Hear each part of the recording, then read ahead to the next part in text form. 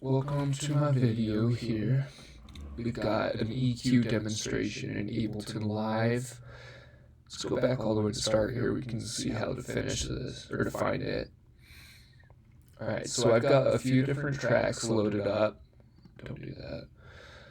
And if we want to apply some EQ to them, we got some options over here. I'm going to go with the channel EQ, and even within that, you've got a bunch of different options. We're going to go with keys bright, and for now, just apply it to this one track right there.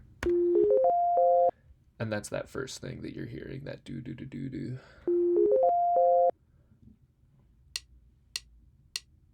Okay, and you see how it's spiking right there in the middle? That means our mid knob will probably be the best for getting the most effect on this specific spectrum. There's a high pass filter set to 80 hertz, so below the 80 hertz mark, those are going to be rolling off anyway, or attenuated, I believe is the word. We've got full across the board gain that we can add or diminish. And see how I can adjust the highs a bunch here, up and down, but because that's not really where that waveform is speaking, that's in the mids, it's not really going to have any effect on that. And then the lows, it'll capture some of it down to that point of that high pass filter, so down to about 80 hertz. You're going to have those be affected by this knob. But not too much because it is cut off by that high pass.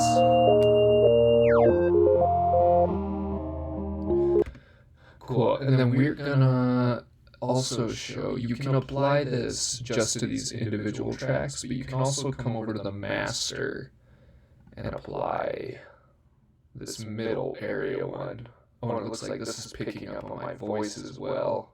You can see that the human speech spectrum is thrown up pretty well across there from down at below 100 all the way up to this 10K. But anyway, let's get that playing again. And yeah, so now that I have it on the master, it should be applying these filter effects, or these EQ effects to every one of these tracks up here. So I can bring that gain up way too much. And that'll be really easy to bring up way too much because it's affecting all of them.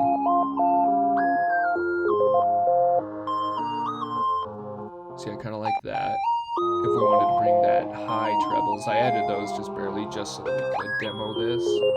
Get something really trebly. And see how those are all muted now. I've noticed that it is kind of a filter effect to the EQ. It's not just a levels thing. It kind of changes the tone itself as you go up or down.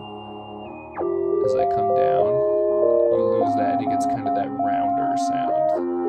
Whereas up here, when you're fully open, you get kind of like the sharper, clearer sounds. But that probably goes along with kind of what spectrum you're working in. See, if we pull these mids down, that almost mutes the whole song because that's where most of this track is playing at, is in those mid frequencies.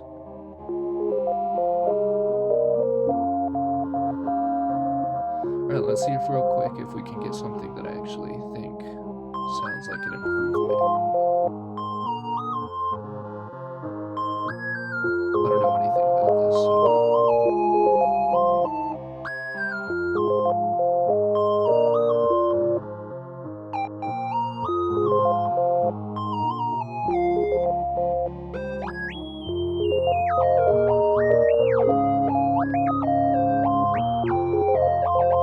more of those lows, but if I were to do that for realsy style, I think I would find which one of these this is in, and I'd probably like this boom catcher. If I wanted to get some nice bassy sounds, I guess that'd be maybe a good one. You can see how there's that high end on the low end of this. Looks like it is still a high pass filter going on there. I'm not sure which one of these is toggled to on or off, but you can see it adjusts when I click that. So I'm guessing that's your on.